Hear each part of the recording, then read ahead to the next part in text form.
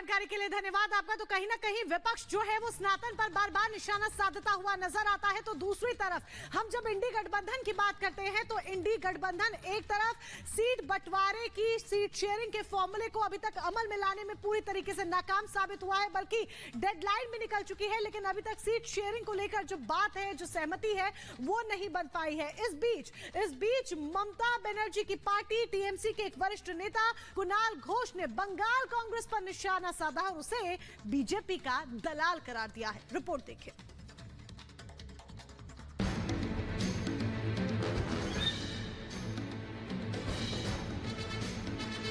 साल बीत गया और बीत गई 31 दिसंबर 2023 की सीट शेयरिंग की डेडलाइन, मगर इंडिया अलायंस की पार्टियों का सीट बंटवारा अब तक नहीं हो सका। लिहाजा जो पार्टियां इस बात को जोर शोर से कहते थकती नहीं थी कि वो एकजुट होकर मोदी को कड़ी टक्कर देने की दावेदारी करती हो, उनकी एकता पर ही समय समय पर न सिर्फ सवाल उठते रहे हैं, बल्कि अब उनकी अंदरूनी कलह भी सरेआम हो चुकी है। इसकी बानगी एक बार फिर देखने को मिल रही है, जहां बंगाल में ममता बनर्जी की पार्टी टीएमसी के वरिष्ठ नेता कुणाल घोष कांग्रेस पर हमलावर हैं, जिन्होंने बंगाल में कांग्रेस की भूमिका पर सवाल उठाते हुए उसे बीजेपी का दलाल करार दे दिया। There is a clear difference between the stand between Delhi Congress and Bengal Congress. In Delhi Congress, Sonia ji, Rahul ji, they are eager to take cooperation from Trinamool Congress to make it possible that a solid India alliance. But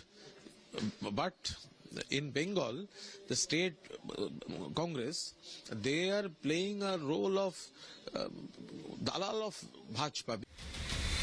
वो यही नहीं रुके, उन्होंने साल 2021 में बंगाल विधानसभा चुनाव के दौरान कांग्रेस सीपीएम गठबंधन पर निशाना साधते हुए ये कह दिया कि बंगाल में कांग्रेस का कोई प्रभाव नहीं है। In 2021, Trinamool Congress fought the battle and defeated BJP. When this Congress and CPM made an alliance and only to create vote division and help BJP, they fought the election and got zero, just zero. So there is no significance of Congress in this state.